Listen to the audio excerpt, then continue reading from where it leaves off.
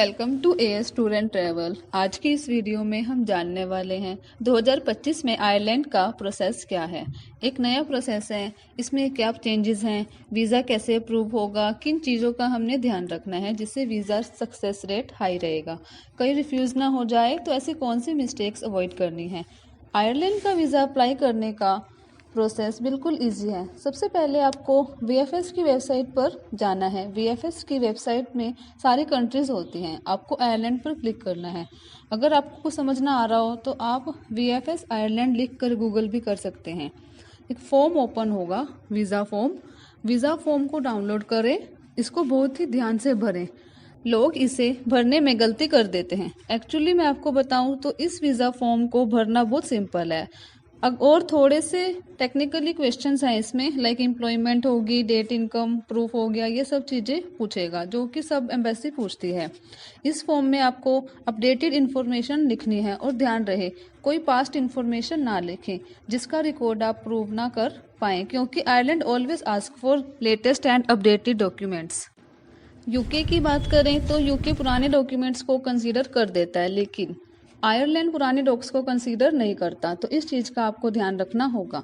अब मैं आपको बताऊंगी लिस्ट ऑफ डॉक्यूमेंट्स जो बड़े ही सिंपल हैं, लाइक बैंक स्टेटमेंट होगी 6 मंथ की with stamp and sign, tax returns हो गए आपके 3 इयर्स के, और अगर आप जॉब या बिजनेस करते हैं तो उनका प्रूफ लगाना बिल्कुल ना भूलें।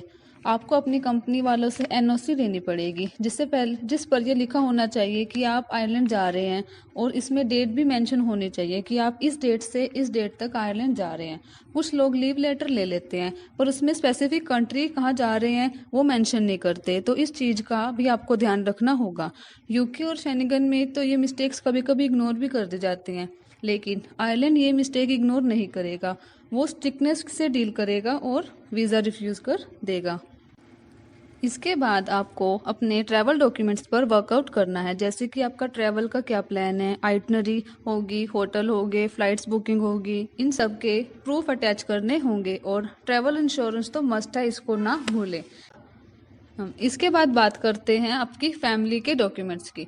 तो फैमिली के डॉक्यूमेंट में इफ़ यू आर मैरिड तो आप अपनी वाइफ की आईडी और अपना मैरिज सर्टिफिकेट लगाना होगा, और बच्चों के डॉक्यूमेंट हो गए, और अगर आप सिंगल हैं तो अपने मम्मी पापा के डॉक्यूमेंट्स भी अटैच कर सकते हो।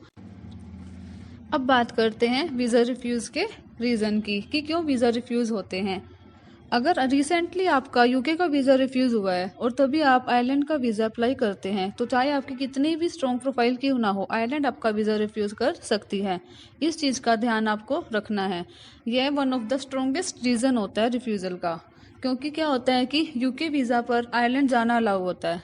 ये BIVS के स्कीम के अंडर बने होते हैं, तो उसमें आयरलैंड का वीज़ा मिलता है और उसमें यूके जाना अलाउ होता है, और जो अगर यूके का वीज़ा मिलता है तो आप आयरलैंड जा सकते हैं। पर अगर आपकी यूके से लेटेस्ट रिफ्यूज़ल है तो आप आयरलैंड का वीज़ा ना लगाएं, क्योंकि आयरलैंड यूके से ज़्यादा स्ट्रिक्ट है। चाहे अच्छी से अच्छी प्रोफाइल क्यों ना हो, आयरलैंड वीज़ा रिफ्यूज़ कर देगा। जैसा कि मैंने आपको पहले बताया था, पुराने डॉक्यूमेंट्स ना लगाएं, लाइक कौन कौन से, कि अगर आपके पास मल्टीपल प्रॉपर्टी है या आपकी डिटेल इनकम आती है और आप वीज़ा फाइलिंग में 2-2 साल पुराने एग्रीमेंट लगा रहे हो, लेटेस्ट नहीं लगा रहे, तो ये चीज़ आयरलैंड को पसंद नहीं आती। आपको सभी लेटेस्ट एंड अपडेटेड डॉक्यूमेंट लगाने होंगे वीज़ा फाइलिंग करते टाइम। आयरलैंड कोल्ड कंट्री है, वहाँ ठंड काफ़ी रहती है, तो मेक श्योर जब आप विंटर में ट्रैवल करें तो अपनी ट्रैवल आइटनरी को विंटर वाली आइटनरी के साथ क्रॉस वेरिफिकेशन करके तभी प्रोसेस करें। विंटर्स में लोग समर्स वाली डेस्टिनेशंस लगा देते हैं या फिर फार वेस्ट वाली डेस्टिनेशन लगा देते हैं जहाँ आयरिश लोग खुद नहीं जाते। अगर टूरिस्ट वहाँ जा रहे हैं तो उनको एक्सप्लेन करना होता है कि वो वहाँ पे क्यों जा रहे हैं।